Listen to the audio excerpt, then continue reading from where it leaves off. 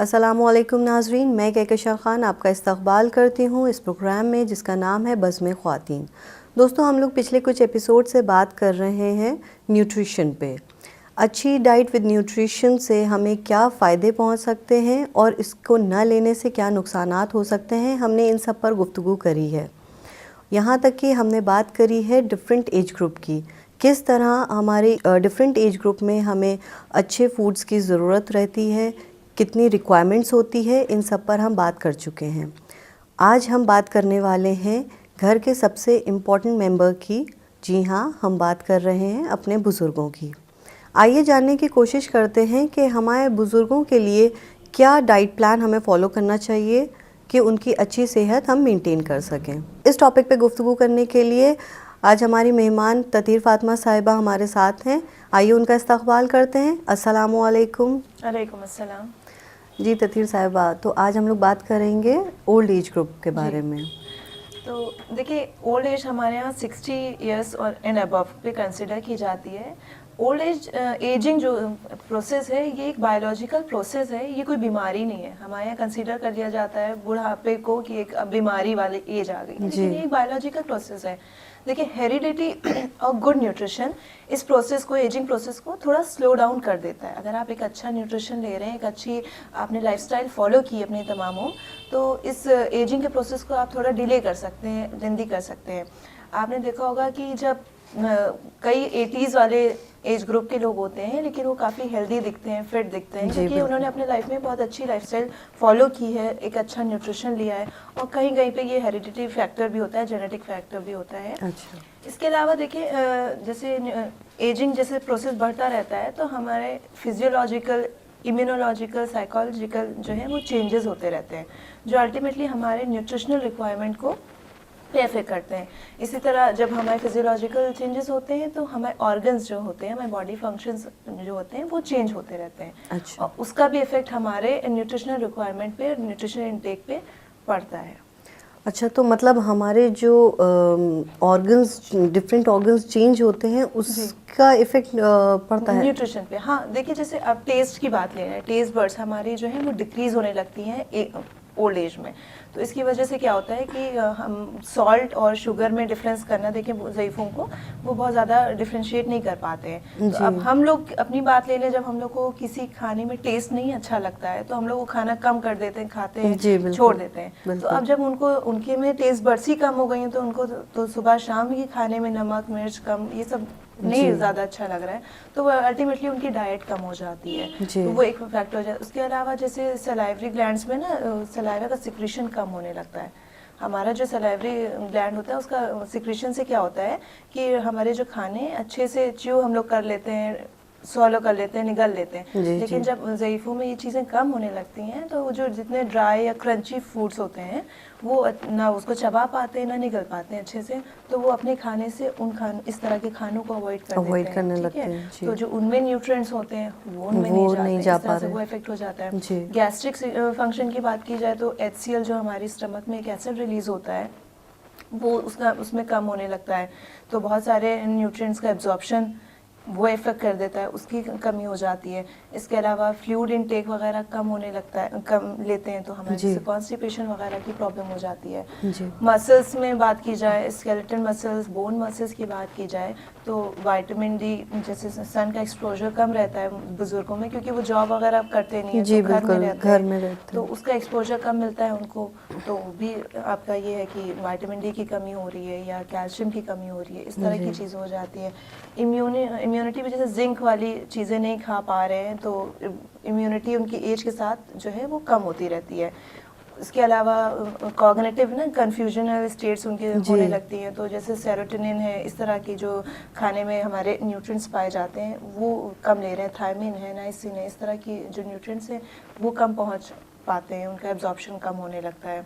तो इस तरह की प्रॉब्लम्स जो होती हैं, जिस तरह से बॉडी के फंक्शंस चेंज Change होते होते रहते हैं हैं। तो हमारे न्यूट्रिएंट पे भी उनका इफेक्ट पड़ता है। जी। इसके अलावा कार्डियोवास्कुलर हेल्थ भी इफेक्ट होती है, क्योंकि ज़्यादा चलना वलना नहीं होता है तो कोलेस्ट्रॉल वगैरह जी जो एक्यूमुलेट होने लगता है। लिवर फंक्शन, रीनल फंक्शन, हमारी किडनी इतनी हेल्दी नहीं होती है, फिल्ट्रेशन उसका कम हो जाता है, ग्लोमेरुलर फिल्ट्रेशन जो होता है वो 60% तक कम हो जाता है। अच्छा। तो ये सारी चीज़ें जो है इफेक्ट करती हैं हमारे ऑर्गन के फंक्शंस की। अच्छा, तो आप ये बताइए कि किस तरह का न्यूट्रिशनल रिक्वायरमेंट इनको हम मतलब प्रोवाइड करें बुज़ुर्गों के लिए, मतलब देखिए बुज़ुर्गों की जैसे एक्टिविटी लेवल कम हो जाती है तो बहुत ज़्यादा उनको डेंस एनर्जी की ज़रूरत नहीं होती है कि बहुत ज़्यादा एनर्जी दें, क्योंकि एक्टिविटी लेवल एकदम कम हो जाता है ना, वो किसी फिजिकल एक्टिविटी, अगर हाँ एक्सरसाइज वगैरह कर रहे हैं, रेगुलर है उनके डाइट उसमें रूटीन में है, वो फॉलो कर रहे हैं जी। तब तो ठीक है, मॉडरेट, लेकिन एनर्जी बहुत ज़्यादा उस हिसाब से नहीं देना चाहिए। देन कार्बोहाइड्रेट की बात करें तो उनको कॉम्प्लेक्स कार्बोहाइड्रेट, अच्छा ठीक है, कॉम्प्लेक्स कार्बोहाइड्रेट में अगर नहीं दे रहे, सिंपल शुगर्स दे रहे हैं तो उनको हाइपरग्लाइसीमिया या हाइपरग्लाइसीमिया। देखिए हाइपोग्लाइसीमिया क्या होता है कि हमारे ब्लड में ग्लूकोज की कम हो जाता है, और हाइपर में ये ग्लूकोज हमारे ब्लड स्ट्रीम में बढ़ जाता है। अच्छा। या फिर डायबिटीज़ 2 है, डायबिटीज़ मेलाइटिस 2, इस तरह की बीमारियां उनको ज़्यादा होने लगती हैं क्योंकि हम सिंपल शुगर्स देते हैं। तो कार्बोहाइड्रेट तो हमको कॉम्प्लेक्स फॉर्म में देना चाहिए। अच्छा प्रोटीन की बात की जाए तो जितना अडल्ट के लिए रिक्वायरमेंट होती है कि एक आइडियल कि 1 ग्राम पर केजी बॉडी वेट, जी। ठीक है, अगर आपका 50 ग्राम आपका वेट है आइडियल बॉडी वेट तो आप 50 ग्राम प्रोटीन दें। अगर आपका 70 केजीज आपका बॉडी वेट है तो आइडियल बॉडी वेट की बात जी, करें जी, तो आप जी। 70 ग्राम्स प्रोटीन दे सकते हैं डाइट अच्छा। में। प्रोटीन का क्योंकि प्रोटीन थोड़ा सा कम भी कि मसल डिप्लेशन होने लगता जी, है ना, जी। तो इस वजह से प्रोटीन उनको एक एडिकेट अमाउंट में चाहिए होता है। अच्छा लिपिड्स की बात की जाए तो अच्छे फैट्स, मतलब कि गुड कोलेस्ट्रॉल हो, जैसे ओमेगा 6 है, ओमेगा 3 है, इस तरह के जी, ये ओमेगा 6 और ओमेगा 3 किस तरह के फैट्स होते हैं? देखिए ये हमारे पॉलीअनसैचुरेटेड फैटी एसिड है, प्यूफा जिनको कहते हैं, जो हमारे गुड कोलेस्ट्रॉल या गुड फैट्स में आते हैं हमारे। ये हमारे खाने जैसे होते हैं कि फ्लैक्स सीड जो हमारे अलसी का बीज होता जी, है या जी। तेल होता है, या हमारे वेजिटेबल्स ऑयल होते हैं, जी। नट्स होते हैं, ठीक अच्छा। है, एग है, इन सब में जो ये फैट पाया जाता है ये अच्छा माना जाता अच्छा। है। या फिश ऑयल जो होता है सबसे बेस्ट सोर्स होता जी, है, जी, जी। है ना, बच्चों को भी हम देते हैं। तो ये सारे सोर्सेज हैं ओमेगा 6 ओमेगा 3 फैटी एसिड्स के, ये Okay. हमें बहुत हेल्पफुल होते हैं हमारी जैसे कार्डियोवास्कुलर हेल्थ के लिए खासकर। अच्छा हाँ, तो इस तरह से देना चाहिए। उसके अलावा मिनरल्स की बात की जाए तो अलग अलग मिनरल्स अलग अलग अमाउंट में देना चाहिए। जैसे जिंक है 15 mg पर डे, इस तरह से देना चाहिए। हमारे जिंक जो है हमारे मेंटल जो कॉग्निटिव डेवलपमेंट है उसके लिए हेल्प करता है। आयरन की कमी जैसे बच्चों में और अदर ग्रुप्स में होती है, क्योंकि इसी तरह से ओल्ड एज में होती है, क्योंकि देखिए बहुत सारी chronic diseases old age group में क्या होता है कि बुजुर्गों को कुछ ऐसी डिजीज होती है जिससे उनको सर्जरी करानी पड़ती है। जी, जी। तो उसमें काफ़ी होता है ना, ब्लड लॉस हो जाता ब्लड है। लॉस, बिल्कुल। तो इस वजह से हमें आयरन की उनमें कमी हो जाती है, एनीमिक हो जाते हैं, तो उनको हम डाइट के थ्रू देते हैं, नहीं तो फिर हम सप्लीमेंट्स भी देते हैं। और अक्सर ये होता है ना, विटामिन सी जो होता है हमारी बॉडी में एडिकेट होना चाहिए, वरना आयरन का एब्जॉर्प्शन कम होता है। जी। तो अगर आयरन की वो विटामिन सी की कमी हो रही है तो भी हम कह सकते हैं कि इंसान एनीमिक हो रहा है। जी। तो विटामिन सी भी हमारे बॉडी में एक अच्छे क्वांटिटी में होना चाहिए, उसके साथ साथ हमारा ये आयरन। अच्छा ततीर साहिबा, जैसा कि आपने बताया कि हम लोगों को जिंक जैसे कुछ चीज़ें अभी आपने बताई, तो ये किन फूड्स में हमको मिल जाएगा? जिंक के सबसे अच्छे सोर्सेज हमारे फ्रेश फूड से होते हैं, जो ऐसे हमारा मीट हो गया, उसमें अच्छा। भी मटन है, बीफ है, जी। इस तरह की चीज़ों में ज़्यादा माना जाता है, अच्छा। अच्छे अमाउंट में पाया जाता है। डेयरी प्रोडक्ट्स में पाया जाता है मिनरल्स अच्छा। की तरह, ठीक है। इसके अलावा कैल्शियम हमें अच्छे अमाउंट में देना है ओल्ड एज पीपल को, इसलिए क्योंकि वही ऑस्टियोपोरोसिस जैसे मैंने पिछली बार बताया वो बीमारी हो सकती है, क्योंकि जो खासकर विमेन में बोन मास डेंसिटी कम होने लगती है 50 के बाद, तो हमें कैल्शियम की ज़रूरत ज़्यादा रहती है। विटामिन डी, क्योंकि सन एक्सपोजर कम होता है इसलिए विटामिन की भी ज़रूरत होती है। जी। जैसे कि विटामिन ई की बात करें, क्योंकि जो इम्यूनिटी की कम होने लगती है ओल्ड एज में, तो एटलीस्ट 200 मिलीग्राम पर डे हमें विटामिन ई भी अपने डाइट में इंक्लूड करना चाहिए बुजुर्गों की। अच्छा, तो हमारे नाजरीन को बताइएगा विटामिन ई का सोर्स हमारे लिए क्या है? सबसे अच्छे तो विटामिन ई के सोर्सेज देखें तो नट्स हैं हमारे, खासकर आलमंड में बहुत रिचेस्ट सोर्स है, और ये ड्राई फ्रूट्स तमाम हमारे विटामिन्स के लिए अच्छे होते हैं। इसके जी। अलावा हमारे मीट वगैरह, ये अच्छा, हमारे- विटामिन ई के लिए। हाँ, ये सारे बहुत अच्छे हैं। जी। उसके अलावा वाटर का हमें ख़ास ख्याल रखना है, क्योंकि फ्लूइड इनटेक जो होता है इस एज पे वो कम होने लगता कम है। होने लगता है। उनको थर्स्ट की फीलिंग ही नहीं आती है, जी। या कभी कभी यूरिनेशन के डर से कि उनको बार बार वॉशरूम जाना पड़ेगा, जी। तो वो इस वजह से भी बुजुर्ग क्या करते हैं, पानी पानी कम कम लेते लेने हैं, लगते हैं, बिल्कुल। जिसकी वजह से उनको डिहाइड्रेशन की प्रॉब्लम हो जाती है। जी। उसके साथ साथ उनको कॉन्स्टिपेशन की भी प्रॉब्लम होने लगती है। जी। तो एटलीस्ट 1.5 लीटर्स पर डे पानी। उनको देना चाहिए। अच्छा। इसके अलावा पानी जब हम बात करते हैं तो सिर्फ पानी का एक प्योर वाटर की सब लोग सोचते हैं, ऐसा नहीं है। बुजुर्गों को ऐसी डाइट भी दें, लिक्विड डाइट दें, जिससे उनके में पानी का पानी कंटेंट ज़्यादा है। आप content सूप से जी। आप दलिया वगैरह दे रही हैं, या ऐसे बेवरेजेस तैयार करें जिसमें वाटर कंटेंट ज़्यादा हो, जी। तो वो भी उस पानी की कमी को कम कर देता है। जैसे हम जूसेस वगैरह दे सकते हैं अपने हाँ, बुजुर्गों सूप को। दे सकते हैं उनको ना, बिल्कुल। और या दलिया वगैरह भी दे रहे हैं तो उसमें दूध की क्वांटिटी ज़्यादा रखें कि वो अच्छा। लिक्विड डाइट लिक्विड में फॉर्म में ज़्यादा ज़्यादा हाँ, जाए।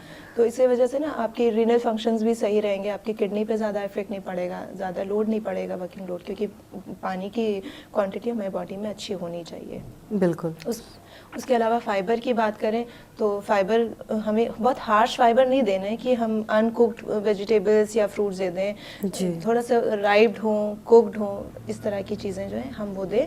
इससे क्या होता है कि हमारे जो डाइजेस्टिव ट्रैक है वो सब सही रहता है, हमारे कॉन्स्टिपेशन की प्रॉब्लम जो होती है वो दूर रहती है हमें बुजुर्गों में। नाजरीन, वक्त हो चला एक छोटे से ब्रेक का। ब्रेक के बाद हम फिर हाजिर होंगे और अपनी इस गुफ्तगू को आगे बढ़ाएंगे। आप देखते रहिए खतीजा टीवी। صاحب الخلق العظيم منايا منايا في أن تمسك بالطريق يدايا يدايا أنت السراج ينير عتمة ليلنا। ब्रेक के बाद आपका इस्तकबाल है। आइए हम अपनी गुफ्तगू को आगे बढ़ाते हैं। तो ततहीर साहिबा, जैसे कि आपने बताया, अभी तक जो हम लोगों ने गुफ्तगू करी वो न्यूट्रिशनल रिक्वायरमेंट की बात करी है हमने, लेकिन हम लोगों को किस तरह का खाना बुज़ुर्गों को देना चाहिए? मॉडिफिकेशन अगर बुजुर्गों की बात करें, उनकी डाइटरी मॉडिफिकेशंस में होता है कि उनको खाना सॉफ्ट दें, इजीली डाइजेस्टेबल दें, क्योंकि जो उनको दांतों की परेशानी मोस्टली रहती है, देखें कि या तो होते नहीं है या नकली लगा लेते हैं वो लोग, तो बहुत ज़्यादा हार्श खाना नहीं खा सकते हैं या कोई च्यू नहीं कर पाते हैं, सॉलिड नहीं कर पाते हैं। उसके अलावा डाइजेस्टिव मतलब कि थोड़े से सेमी सॉलिड, सेमी मतलब कि कुक्ड फूड्स हों, क्योंकि डाइजेस्टिव एंजाइम कम होने लगते हैं इस एज पे, तो वो अच्छे से डाइजेशन प्रॉपर नहीं होने पाता है। उसके अलावा जैसे फेमिलियर फूड्स उनको दें। अभी देखिए इस एज में ये होता है कि एक आप 60 ईयर्स 65 ईयर्स आप बिता के आ रहे हैं, एक फैमिली एक तरह का रूटीन फॉलो करते हैं, एक तरह की हो सकता है डाइट पर्टिकुलर कुछ रिलीजियस उस पर फॉलो करते हैं, तो एकदम से वो बहुत ज़्यादा अपनी ईटिंग हैबिट्स को चेंज नहीं कर सकते। जी। ठीक है, वो एक बन जाती है उनके, तो आप उनसे कहें कि एकदम नए नए तरीके के खाने अगर आप उनको देंगे तो वो शायद वो एक्सेप्ट ना कर पाए इतना, जी बिल्कुल, ना उनकी बॉडी कर पाएगी। जी। तो जो फेमिलियर फूड्स हैं उसी को दें, लेकिन जो है उनके फॉर्म पे, अगर उनके दांत नहीं हैं तो उस तरह से बना के दें। उसके अलावा उनको पानी ज़्यादा पिलाएं, क्योंकि जो उनको डिहाइड्रेशन की प्रॉब्लम हो सकती है। खाने में फैट्स अच्छे लें, ठीक है। उसके अलावा जैसे फ्लैक्स सीड, वुमेन जो होती हैं 50 ईयर्स के बाद उनको थोड़ा सी कुछ प्रॉब्लम हो जाती है, जैसे एस्ट्रोजन लेवल जो हार्मोन उनका होता है वो नहीं रिलीज़ होता है, तो उनको कुछ चीज़ों की प्रॉब्लम हो जाती है। तो फ्लैक्स सीड जो अलसी का जो बीज होते हैं या तेल होता है, इस तरह की चीज़ें उनको ज़्यादा दें, एटलीस्ट 40 ग्राम पर डे।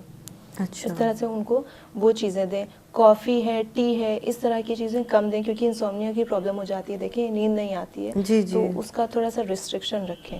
अच्छा, ठीक है? चाय वगैरह मतलब हाँ, कम बहुत लें? नहीं, बहुत नहीं, जैसे सोने होने से पहले से तो बिल्कुल अवॉइड करें। ओके। ठीक है, खाने से आधे घंटे पहले या थोड़ा सा शुरुआत में, जैसे कहते हैं एक एपेटाइजर की तरह पे आप वो दें, सूप दें। अच्छा, ठीक है, उससे क्या होता है वो डाइजेशन में हेल्प करता है। ठीक है, तो सूप हम किसी भी तरीके का हाँ, दे सकते हैं? वेजिटेबल सूप सबसे अच्छा है, क्योंकि जी। उसमें आपको देखिए वेजिटेबल से क्या है, आपको मिनरल्स और विटामिन्स मिल रहे हैं, जी। तो इम्यूनिटी और इस तरह से सेल्स को अच्छे से एंटीऑक्सीडेंट प्रॉपर्टीज, ये सारी चीज़ें हमको मिल जाएंगी। ठीक है, उसके अलावा सोने से पहले सबसे अच्छी चीज़ है कि अगर थोड़ा सा वार्म दूध करके थोड़ा सा गर्म करके अच्छा। आप वो दें, उससे क्या है नींद अच्छी आती है। जी। तो अल्टीमेटली वो डिप्रेशन और स्ट्रेस और इस तरह की जो चीज़ें हैं वो इससे हील अप हो जाती हैं। ओके। ठीक है, ये कुछ डाइटरी मॉडिफिकेशन है जो हम स्पेशली ओल्ड एज ग्रुप में हम लोग कर देते हैं। बिल्कुल। अच्छा, जैसा कि आप बता रही हैं, तो क्या इनकी कमी से मतलब प्रॉपर न्यूट्रिशन अगर उनको नहीं पहुंच रहा है तो कुछ प्रॉब्लम्स भी हो सकती हैं, उनको कुछ डिजीज़ हो सकती जी, है? जो डिजीजेज नॉर्मल क्योंकि न्यूट्रिएंट की कमी या ज़्यादती से प्रॉब्लम्स तो वही हो रही हैं जो हर एज ग्रुप में होती है।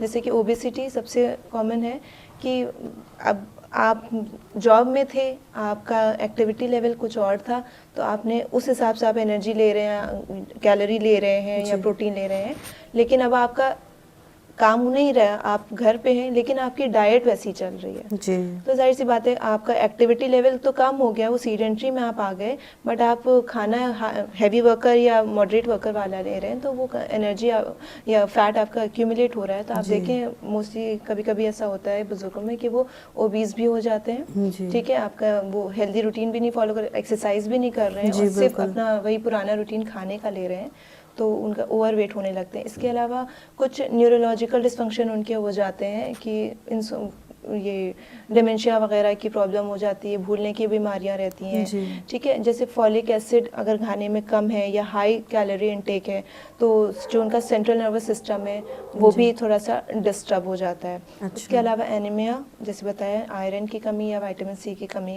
की वजह जी। से वो हो जाता है। इम्यून सिस्टम उनका, क्योंकि वेजिटेबल्स और मिनरल्स और ये विटामिन हमारे नहीं जा रहे होते हैं जी। खाने में, तो कुछ उनका इम्यून सिस्टम भी वीक हो जाता है।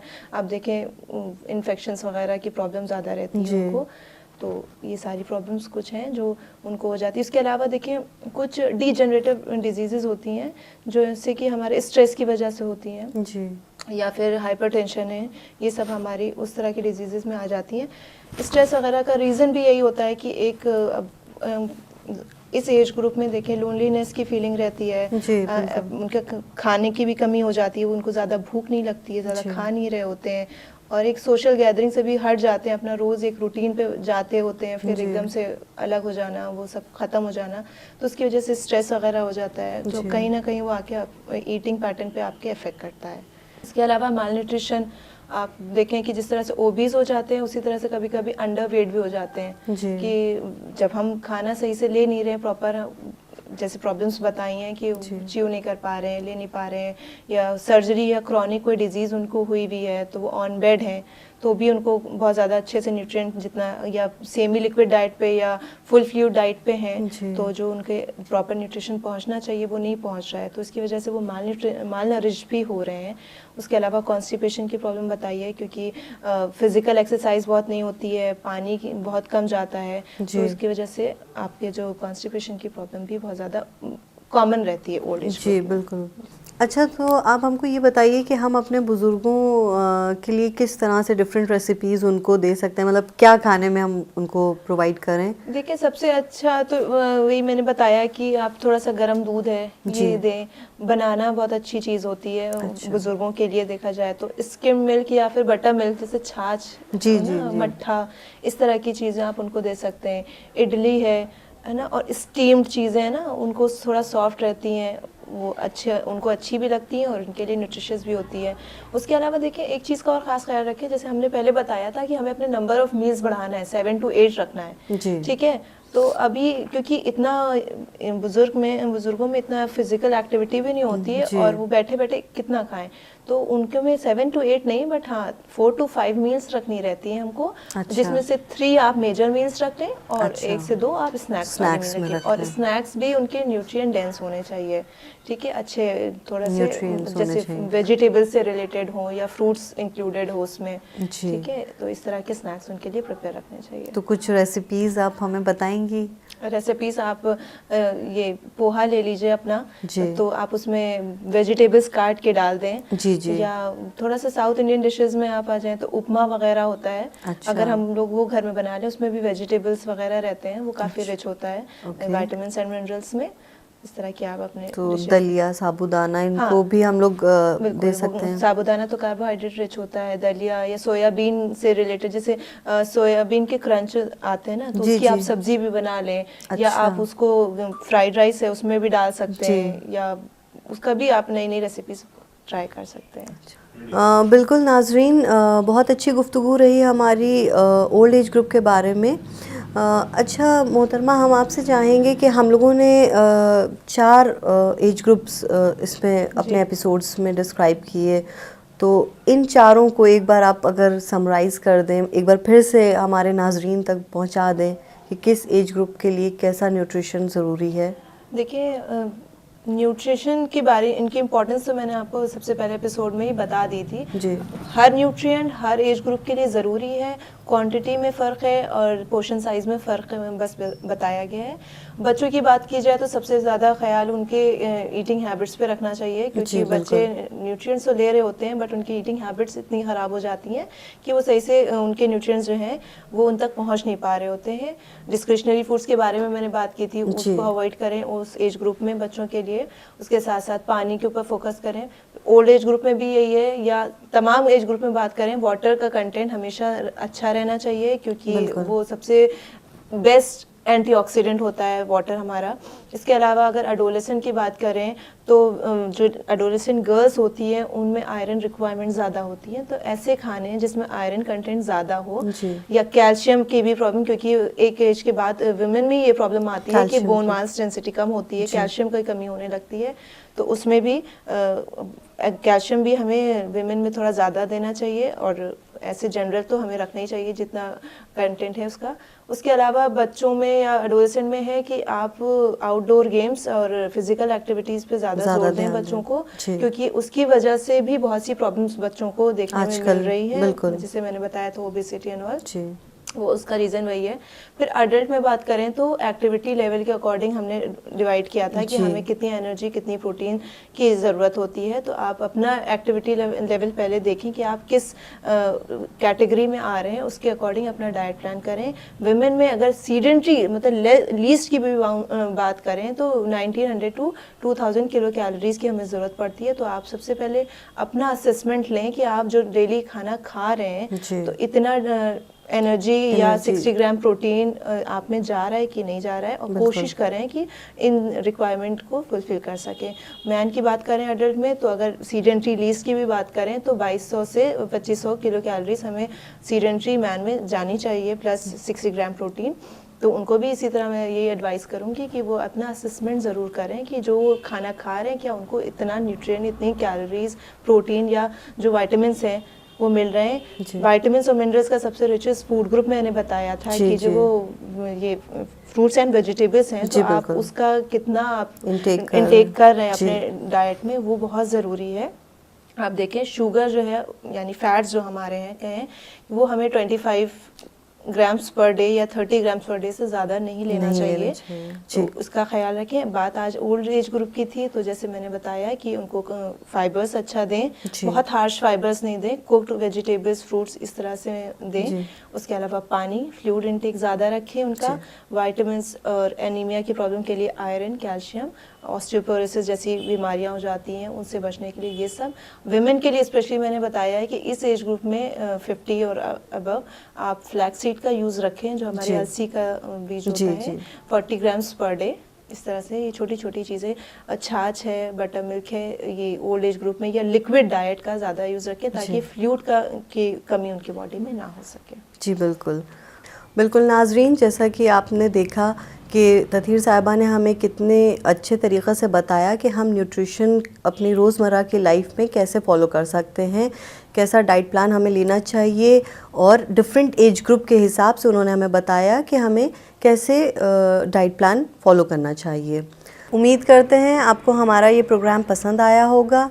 अगर आपके जहन में कोई सवाल हैं तो आप हमें स्क्रीन पे दिए गए नंबर और ईमेल एड्रेस पे कांटेक्ट कर सकते हैं। हम कोशिश करेंगे कि आपके सवालों के जवाब आप तक ज़रूर पहुँचे। नाजरीन, हम फिर हाज़िर होंगे कोई नए टॉपिक पे गुफ्तगू करने के लिए। तब तक के लिए अपनी मेज़बान कहकशा खान को दीजिए इजाज़त। सेहतमंद रहिए, खुश रहिए और देखते रहिए खतीजा टीवी। अस्सलामु अलैकुम वरहमतुल्लाहि वबरकातुहू।